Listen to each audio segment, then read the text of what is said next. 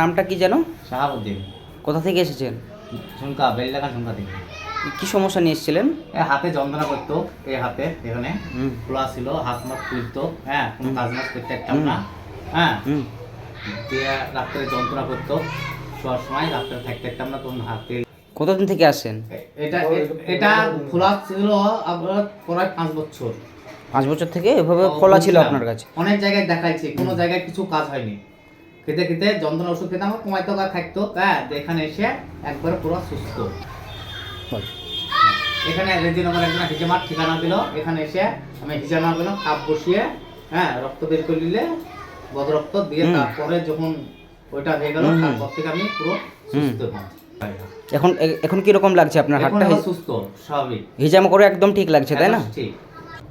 তো ব্যাপার হচ্ছে ইনার বাড়ি ঝুমকা, ইনি আমার কাছে 1 মাস আগে এসেছিলেন। এই জায়গাটা এতটাখানি ফোলা ছিল, আর খুব যন্ত্রণা করতো। 1 মাস থেকে বললো, 1 মাস আগে এসেছিল, বললো যে 5 বছর থেকে এখানে ফোলা যন্ত্রণা।